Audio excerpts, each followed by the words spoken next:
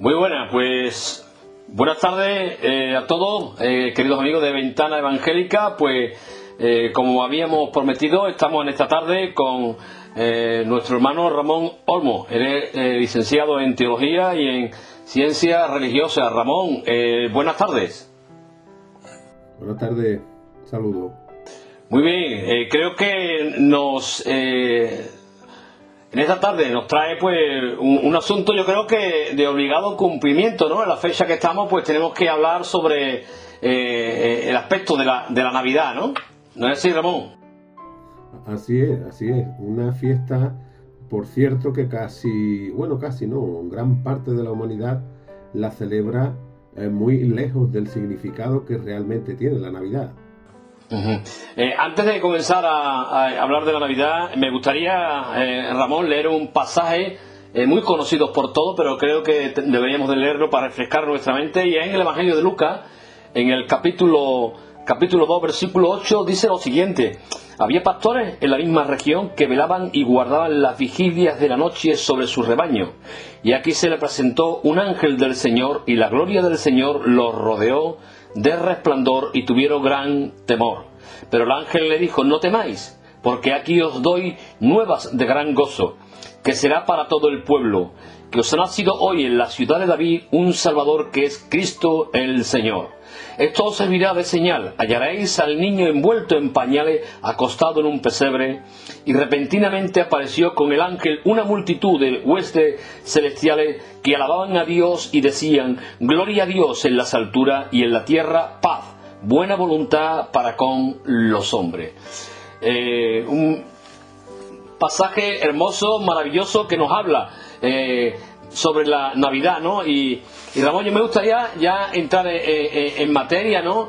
Y bueno, ¿qué podría comentarnos sobre la Navidad? ¿Por qué es tan importante? Y también preguntarte, ¿no? ¿Qué significa la Navidad? Y bueno, y también, no sé si entraría, ¿no? Tengo varias preguntas que hacerte, ¿no? Y bueno, ¿es correcta también la forma en que la sociedad celebra la Navidad? Te he hecho 3 preguntas ahí para empezar. ¿Qué me puedes decir, Ramón? 3 preguntas en una. Exacto. A ver, la primera pregunta creo que me comentaste sobre la importancia de la Navidad. Y bueno, quiero decirte que la Navidad es la fiesta más importante del mundo. Y es la fiesta más importante del mundo porque incluso donde existe pena de muerte o incluso cárcel por ser cristiano, en países donde existe esta pena por ser cristiano, y tú has venido conmigo, Antonio, en una ocasión, me acompañaste a mí y David a uno de esos países donde existe pena de cárcel por ser cristiano. Bueno, pues incluso en esos países la verdad es que también se celebra la Navidad. Por lo tanto, insisto, la Navidad es la fiesta más importante del mundo, y a partir de aquí paso a digamos, a exponerte un poquito sobre esa importancia y cómo la celebramos, si es la manera correcta que digamos que el mundo y que la sociedad tiene de celebrar la Navidad, o no lo es. Entonces, insisto, sería muy importante, después de saber la importancia que tiene la Navidad, ¿cómo la vamos a celebrar? Es muy importante saber cómo vamos a celebrar la Navidad, porque es posible que, creyendo de todo corazón que estamos, digamos, celebrando la Navidad al Hijo de Dios, podríamos estar celebrándola con nuestra actitud al mismísimo diablo. Y yo sé que esto es duro, pero no es lo que piense yo, lo que piense tú, sino lo que piensa Dios acerca de cómo celebramos la Navidad.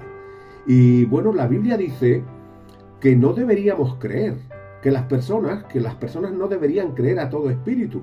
Y cuando digo todo espíritu, estoy queriendo decir que Dios nos avisa y nos advierte que no deberíamos creer todo lo que nos digan, por ejemplo, sobre la Navidad u otras cosas más, ¿no? Pero como tratamos en este momento la Navidad, pues no deberíamos creernos a pie juntilla todo lo que nos dicen sobre la Navidad. Y deberíamos probar esas enseñanzas que nos cuentan, que nos dicen sobre la Navidad, a ver si son correctas o no. Y la única manera de saber si son correctas es probándola con la Biblia. Por lo tanto, yo creo que aquí, digamos, deberíamos todo el mundo hacernos la pregunta que precisamente en estos días se hace mucha gente: ¿cómo vamos a celebrar la Navidad? Porque estoy seguro, y además así la he celebrado yo también muchísimos años, es seguro que muchas personas celebrarán la Navidad con champán, con turrón, con anís, con cotillones, con borracheras, con juergas, fiestas de disfraces. Y bueno, incluso, en el mejor de los casos, es posible que algunos, insisto, en el mejor de los casos, es posible que incluso algunas personas, algunas familias, celebren la Navidad como el momento perfecto para unir a la familia en torno a un pavo ahí en medio de la mesa, en torno a polvorones, que están riquísimos, por supuesto, y alfajores también están riquísimos, y tal vez incluso cantando villancicos y acompañados con un poquito de anís. Ese es, en el mejor de los casos, la mejor manera de celebrar la Navidad, insisto, dentro del significado incorrecto. Pero me gustaría decirle al televidente que en realidad yo no sé cómo va a celebrarla él, el televidente. Pero quiero decirle que si la va a celebrar lejos del significado que tiene la Navidad, la verdad es que se equivocará. Y bueno, se equivocará porque la Navidad no tiene absolutamente nada que ver ni con polvorones, ni con Papá Noel, ni con trineos, ni con Santa Claus, ni con la nieve, sino que tiene que ver con el gran amor de Dios para con los hombres, para con la humanidad. Es decir, para contigo, Antonio, para conmigo y para con el ser humano en general. Y bueno, esto es así. Es decir, que la Navidad es el gran amor de Dios, o significa el gran amor de Dios para con los hombres, porque la Biblia dice, y es un texto que muchos cristianos conocen, que de tal manera amó Dios al mundo, que dio a su único Hijo para que todo aquel que en él cree no se pierda, sino que tenga vida eterna. Es decir, que el amor de Dios fue tan grande que nos regaló a su Hijo Jesucristo. Y fíjate que esas palabras, de tal manera amó Dios al mundo, esas palabras de tal manera, pues la verdad es que nos dan a entender que no hay una mente humana que sea capaz de imaginar la grandeza del amor de Dios. Porque, como dice la Biblia, ese amor de Dios está muy por encima del conocimiento humano. Es cierto lo que nos estás comentando, Ramón, de que yo creo que podemos resumir lo que nos has comentado, ¿no? Que celebramos la Navidad pues de una manera muy tradicional en nuestra casa, de la manera que tú nos has explicado, pero que claramente, ¿no? El gran sentido de la Navidad es el amor de Dios, ¿no? Pero tiene, aparte del amor de Dios, ¿no? ¿Tiene algún otro significado, Ramón? Sí, como te he resumido, digamos, la intervención anterior, Navidad significa el gran amor de Dios para con los hombres. ¿Tiene algún significado, algún otro significado, me preguntas? Bueno, yo podría decirte muchos, varios significados, pero voy a resumirlo en tres. Dos que iré diciéndotelo ahora, y el último, si me lo permite, me lo reservaré para el final. Entonces, como acabo de decirte, tiene varios significados, y el primero de ellos que yo señalaría o resaltaría es que Navidad también significa comunicación. Ahora, ¿por qué significa comunicación? Pues Navidad significa comunicación porque fíjate que la Biblia dice que Dios se había comunicado con el ser humano muchas veces y de muchas maneras. Como dice la Biblia, a través de los siglos, a través de los tiempos, se había comunicado muchas veces y de muchas maneras con la humanidad. Pero en la Navidad quiso comunicarse literalmente, no por medio de profetas ni de sueños, sino por medio de su Hijo. Y fíjate, Antonio, que el mundo tiene que saber esto, que Jesús no vino en Navidad para fundar ninguna religión cristiana. Ya había muchas religiones en aquellos entonces para que Él hubiera venido a fundar otra nueva, sino que Jesús vino para abrir el único camino a Dios. Y fíjate que Jesús mismo lo dijo: yo soy el camino, la verdad y la vida. Y fíjate cómo sentencia: y nadie, absolutamente nadie, va a Dios el Padre si no es a través de mí. Es decir, Antonio, que Jesucristo no vino para otra cosa que no fuera para que las personas, es decir, tú, yo y toda la humanidad, pudiéramos estar y ser llenas de lo que verdaderamente teníamos necesidad, y no es otra cosa sino necesidad de Dios. De eso es lo que debemos estar llenos de Dios.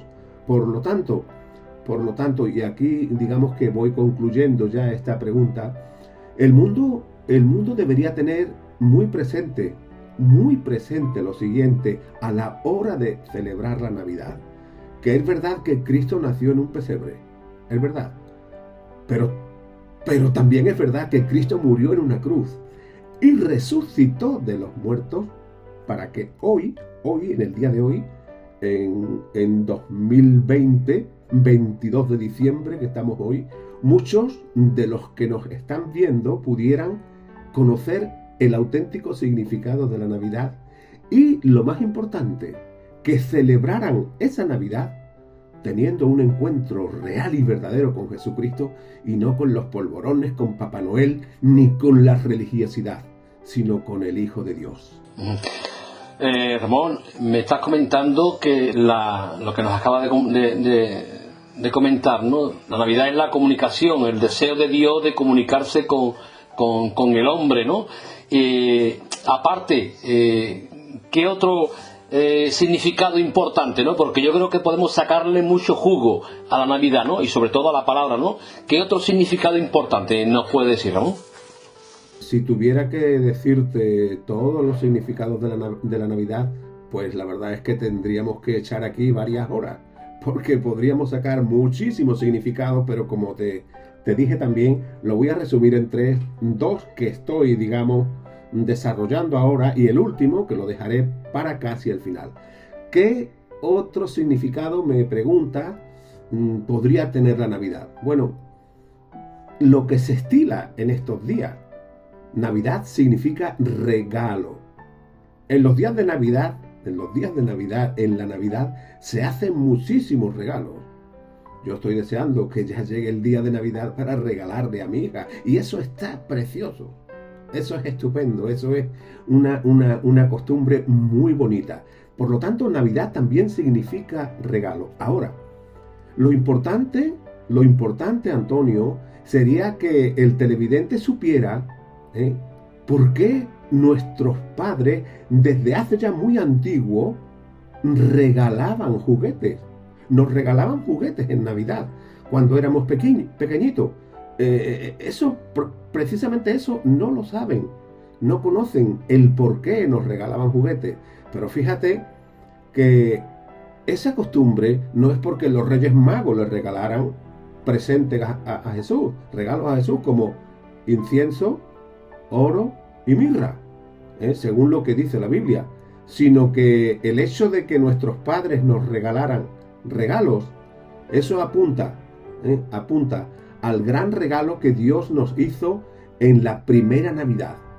Por lo tanto, Antonio, una vez que sabemos eso, que el significado de la Navidad significa regalo, y que ese regalo o ese significado apunta al gran regalo que Dios nos hizo en la primera Navidad, deberíamos celebrar la Navidad con gratitud, y por gratitud a Dios, por regalarnos precisamente el mejor regalo que podríamos tener, Jesús.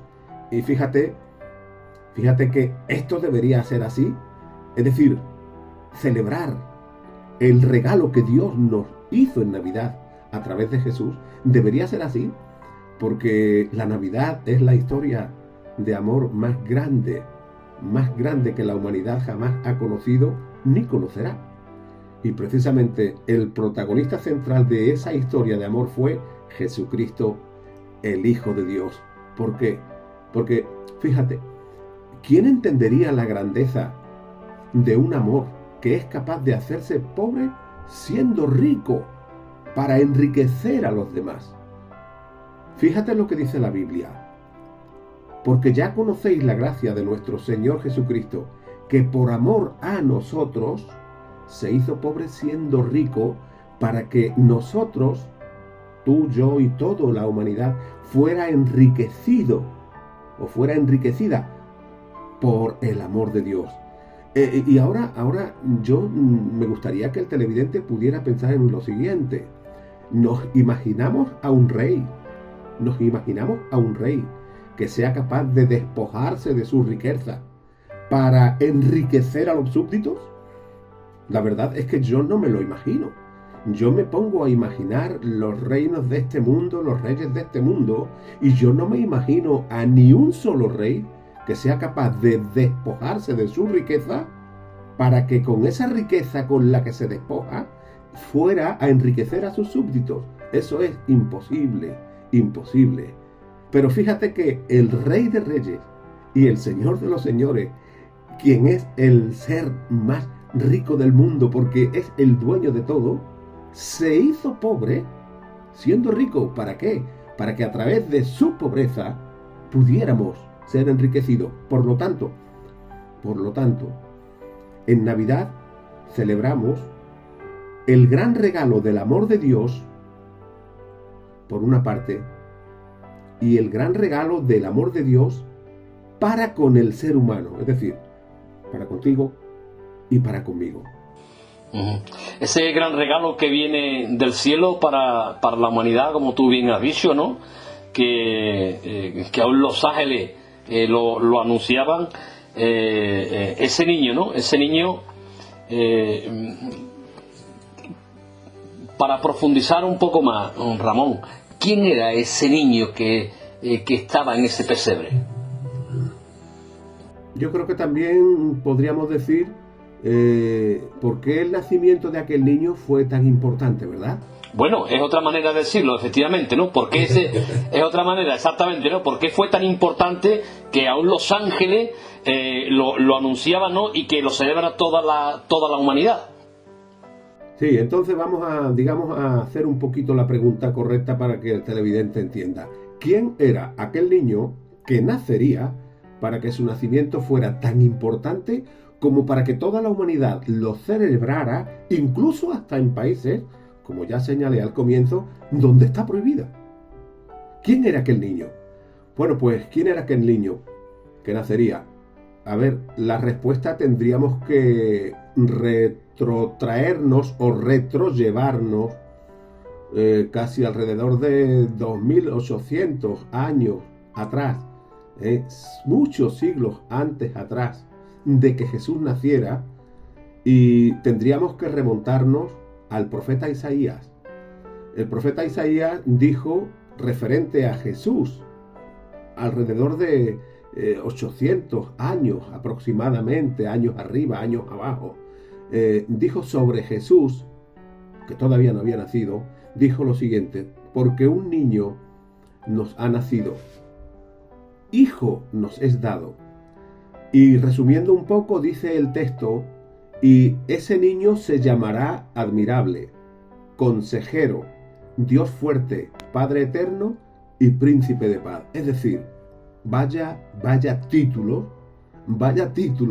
que el profeta de Dios le da a ese niño: el admirable, el consejero, el Dios fuerte, el Padre eterno y el príncipe de paz. Pero fíjate, si me lo permite, vamos a hablar de esos títulos que el profeta le da. Y comencemos, por ejemplo, por admirable. Jesús dice, el profeta Isaías, que sería el admirable, es el admirable. Ahora, ¿por qué Jesús fue admirable? El admirable. Pues Jesús fue admirable porque admirable fue su nacimiento. Desde su nacimiento todo fue admirable en él. Admirable fue su nacimiento. Y admirable fue su nacimiento, Antonio, porque fíjate que Dios rompió todas las barreras de la comprensión humana y de la ciencia, porque en el nacimiento de Jesucristo solo hizo falta el vientre de María y el Espíritu Santo de Dios. Es decir, que admirable fue Jesús en su nacimiento. Y bueno, fue admirable en su nacimiento, pero admirable también fue su vida. Ahora, admirable fue su vida porque fíjate, hasta sus propios enemigos, como por ejemplo Poncio Pilatos, el que le condenó, el que le sentenció a muerte, insisto, hasta sus propios enemigos dijeron de él: ningún hombre ha hablado como Jesús. Por eso fue admirable su vida. Y admirable fue su vida porque, y esto es lo grandioso, ¿no? Porque nadie, absolutamente nadie, ha vivido una vida tan santa como la que vivió el Hijo de Dios. Fíjate que Él sanó a los enfermos, Él dio la vista a los ciegos, Él dio de comer al hambriento, Él resucitó a los muertos. Pero lo más importante, trabajo que haces tú y trabajo que hago yo, y eso es lícito, es lógico y es normal, porque así vivimos. Pasamos la factura. Pero Él nunca pasó una factura por sus servicios a nadie. Por lo tanto, admirable fue su nacimiento, admirable fue su vida, pero admirable también fue su muerte. Y fíjate, Antonio, que admirable fue su muerte porque nadie tuvo una muerte como la que tuvo Jesús. Y esto, en primer lugar, es así porque tú, yo y toda la humanidad vamos a morir por nuestros pecados. Pero Jesús murió no por sus pecados, sino por nuestros pecados. ¿Para qué? Para darnos vida eterna. Esa es la gran diferencia entre la muerte de la humanidad y la muerte del Hijo de Dios. Y fíjate que, por increíble que parezca, Jesús disfrutó, Jesús saboreó, como cuando un entendido en vino o en cualquier bebida lo cata, lo prueba para saber la calidad. Bueno, pues Jesús disfrutó y saboreó cada minuto de su muerte como jamás podríamos imaginar. Y bueno, ¿por qué? ¿Por qué saboreó su muerte cada minuto, cada segundo? Fíjate lo que dice la Biblia. Porque por el gozo puesto delante de él, es decir, está hablando el gozo, la alegría puesta delante de Jesús, dice que él sufrió y murió en la cruz sin importarle absolutamente nada, ni el sufrimiento, ni la deshonra que tenía. Ahora, yo sé que es verdad que muchos de los televidentes estarán pensando, bueno, esto es de loco. Pensar o decir que Cristo saboreó su muerte, eso es de loco. Pero quiero que de verdad el televidente tome la conciencia de esto. El gustazo, y permíteme la expresión, el gustazo tan grande que tenía Jesús era que ya desde la cruz, hace 2000 años, Él ya estaba viendo cómo hoy, 22 de diciembre, en pleno siglo XXI, a finales de 2020, ya estaba viendo cómo muchas personas iban a recibir al Hijo de Dios en este día, en este momento, e inclusive, ¿por qué no decirlo?, a través de este programa. Ramón, hemos hablado de la palabra admirable, pero nos hablaba también de consejero. Consejero, sí. ¿Por qué? Sí, pero déjame explicarte dos o tres cositas más que tengo aquí en mente sobre por qué admirable.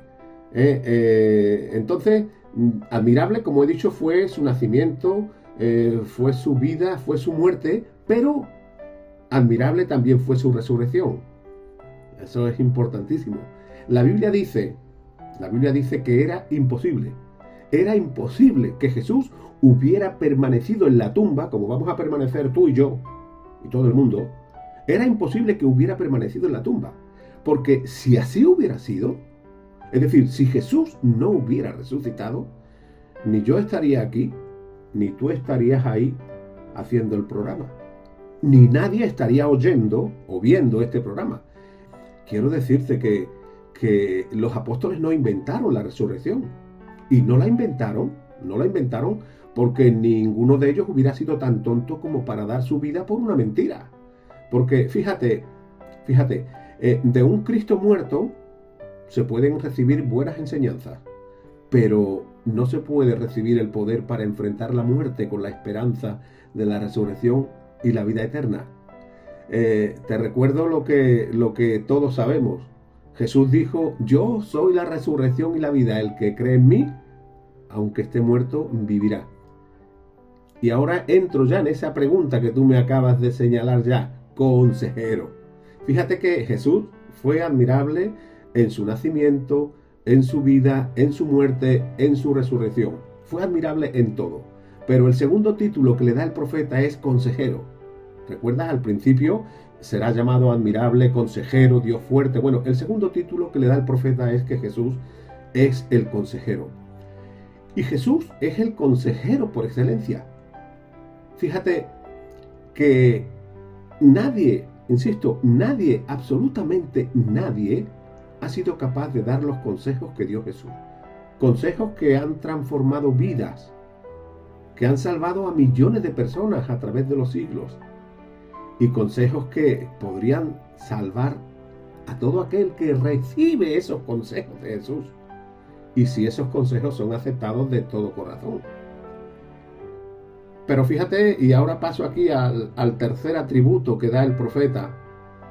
No solo Jesús fue el consejero, sino que también fue el Dios fuerte. Es decir, la Biblia lo llama también el Todopoderoso. Y Jesús, Antonio, es el Todopoderoso porque Él y solo Él fue capaz de levantarse de la tumba. Porque Él y solo Él tiene poder para salvarnos por toda la eternidad si nos arrepentimos de nuestros pecados y le recibimos como Señor y Salvador. Pero fíjate, y aquí entro con el cuarto atributo, Padre Eterno. No solamente sería el admirable, el consejero, el Dios fuerte, sino que también sería el Padre Eterno. Y Jesús es el Padre Eterno porque Jesús es el Padre de la eternidad. Y fíjate que esa eternidad es capaz de convertirla en vida eterna para ti y para mí y para cualquier persona que se entregue a Él de todo corazón. Y vamos al último atributo, de los que Isaías tilda a Jesús, ¿no? Admirable, consejero, Dios fuerte, Padre eterno. Él también sería el príncipe de paz. Me gustaría que pudieras pensar, Antonio, en la cantidad de premios Nobel que se han dado desde que se fundó el premio Nobel, ¿no? Se han dado muchos premios Nobel. Muchas personas han sido premiadas, galardonadas con el premio Nobel de la Paz. Pero ninguno de ellos, es más, yo diría que ni la suma de todos ellos juntos serían capaces de transmitir la paz que Cristo transmitió y sigue transmitiendo en la actualidad. Y bueno, concluyendo ya estos atributos de Jesús, admirable, consejero, Dios fuerte, Padre eterno y príncipe de paz, pues es que esa paz que Cristo da es, como dice la Biblia, la que sobrepasa todo entendimiento humano. Uh-huh. La verdad es que estoy contento, Ramón, porque considero de que estos aspectos de la Navidad y de que quién se encarnó, estamos profundizando en lo que es la palabra, ¿no? De lo que es verdaderamente la Navidad y quién fue verdaderamente quien se encarnó en ese niño pequeño, ¿no?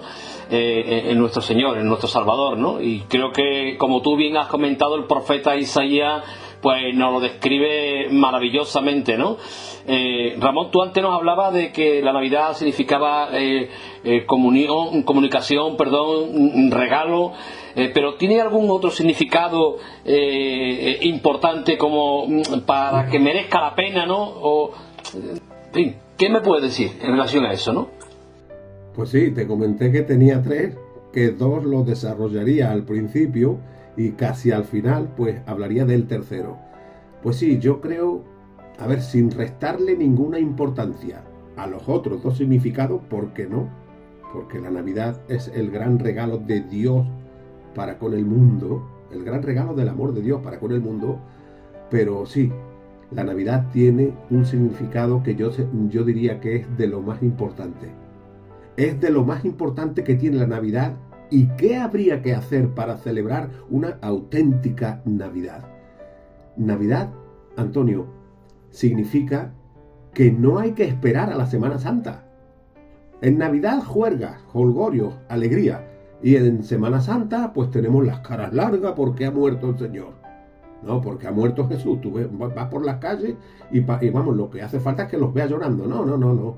No hay que esperar a la Semana Santa, sino que en Navidad hay que mirar ya a la cruz.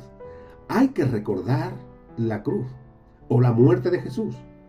Y tenemos que mirar en Navidad a la cruz y recordar la muerte de Jesús en la cruz, porque celebrar la Navidad sin recordar ni mirar a la cruz es la ofensa más grande que se le podría hacer al Hijo de Dios. Y fíjate que es la ofensa más grande que se le podría hacer al Hijo de Dios celebrar la Navidad sin mirar a la cruz, porque si bien es verdad que Jesús comenzó en Navidad, es decir, nació en Navidad, comenzó su vida en Navidad, también terminó en la cruz. Y sobre la imagen que vemos de Jesús en la cruz, pues vemos a un Cristo destrozado, humillado, derrotado, un Cristo abandonado del Padre que mirando al cielo tuvo que decir: Dios mío, ¿por qué me has abandonado?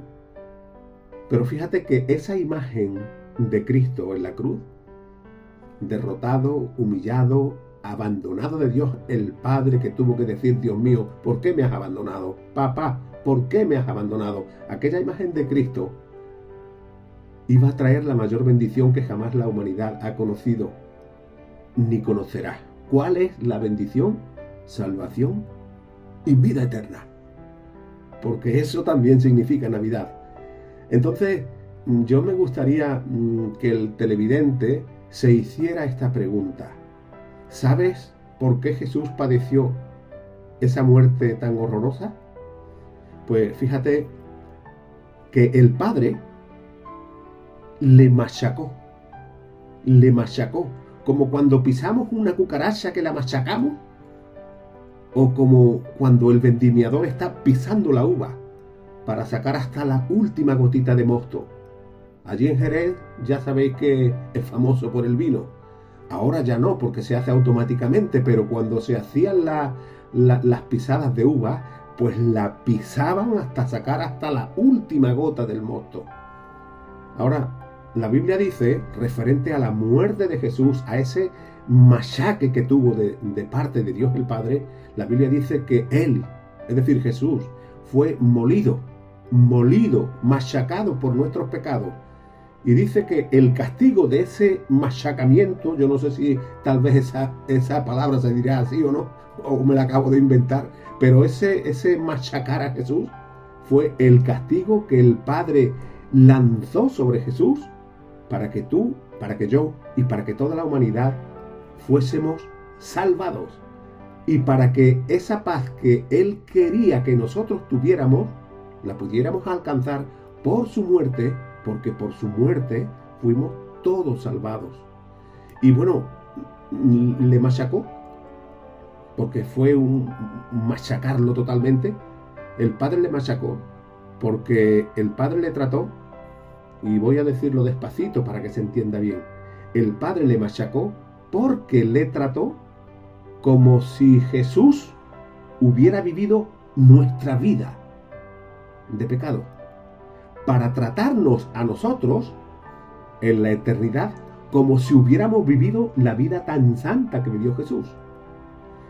Y fíjate, Antonio, que mientras que la sangre de Jesús corría y se derramaba desde la cabeza hasta los pies bañándole todo el cuerpo, mientras que su sangre corría y se derramaba, consiguiéndonos el perdón. Él mirando al cielo cuando dijo: Padre, perdónalos, porque no saben lo que hacen. Mira, con esas palabras, Él nos estaba diciendo: te amo, te amo, te amo. ¿Sabes una cosa, Antonio? Al lado de Jesús había dos cruces con dos criminales. Todos conocemos esa estampa, ¿verdad? Típica de las películas de Jesús. Estaba Jesús y a la izquierda el buen ladrón, como dicen, si es que hay algún ladrón que sea bueno, ¿no? Y el otro. Jesús estaba acompañado de dos cruces con dos criminales. No eran dos ladrones, eran dos criminales y de los gordos. Porque la cruz no estaba reservada a cualquiera, la cruz estaba reservada para los peores criminales. Ese era el significado que tenía Roma para los criminales, o ese era el fin que tenía pensado Roma para los criminales. Por eso Jesús fue tratado como el peor de los criminales. Ahora, esos dos criminales que estaban al lado de Jesús estaban representándote a ti, que estás haciendo ahí el programa, y a mí, que estoy aquí, y estaban representando a toda una humanidad, a toda una humanidad. Y estaba representándote a ti, a mí, a toda la humanidad, porque Jesús no fue crucificado por un complot diabólico de los judíos y llevado a la práctica por los romanos, sino que Jesucristo fue crucificado por tu pecado y por mi pecado, por el pecado del mundo. Entonces, Antonio, en Navidad celebramos el aniversario del nacimiento de Jesús, porque eso es lo que celebramos, el nacimiento de Jesús.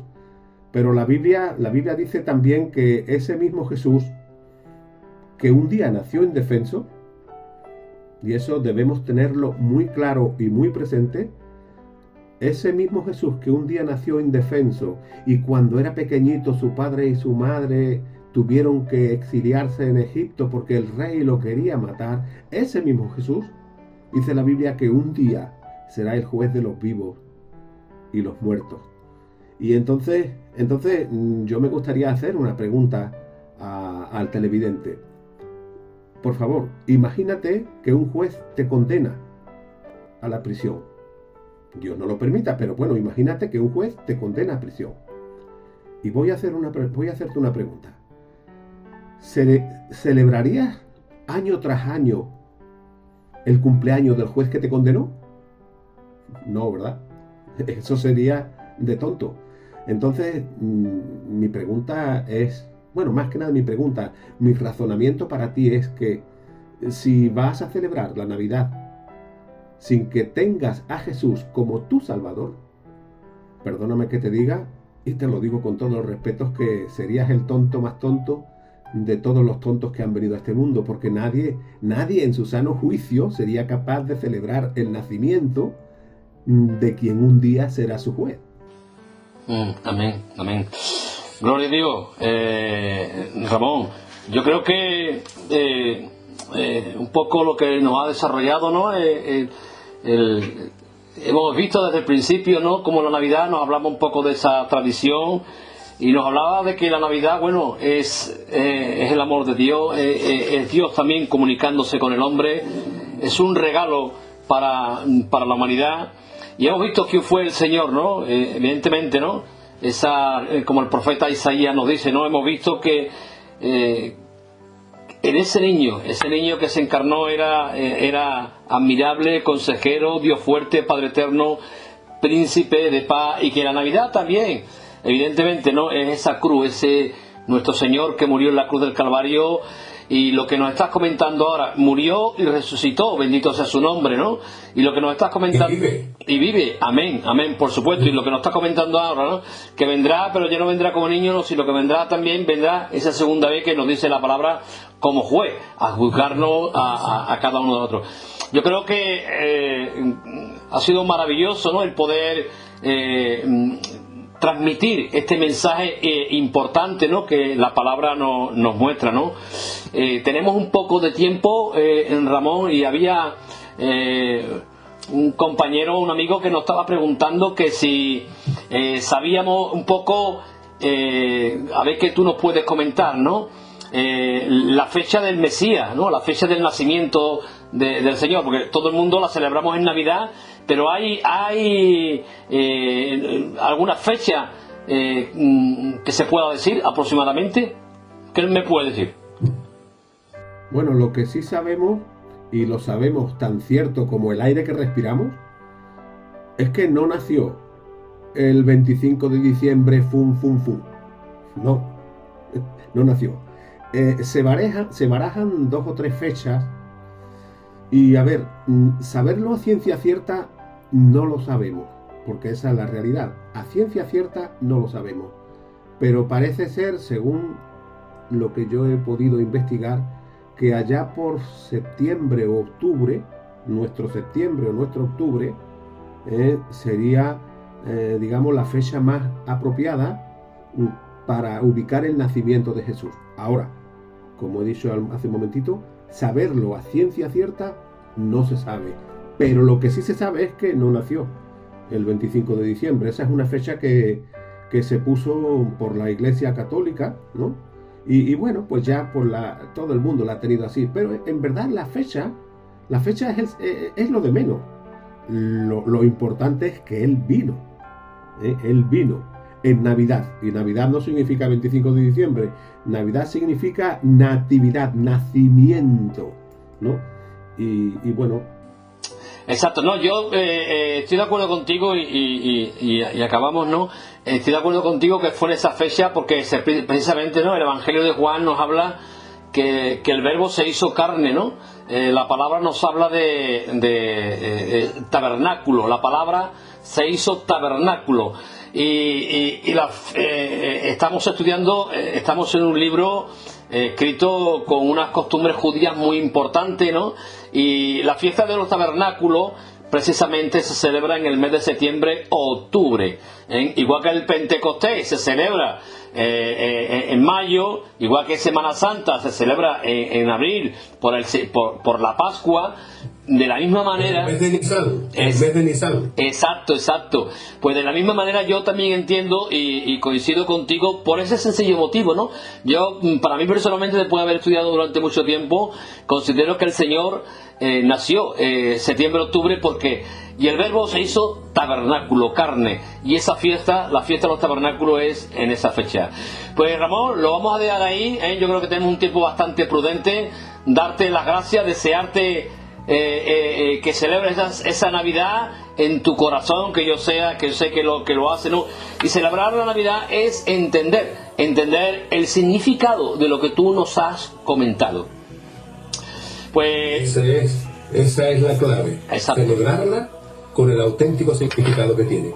Pues Ramón, gracias por todo, que Dios te bendiga, y bueno, nos vemos próximamente. Una última palabra brevemente, por favor.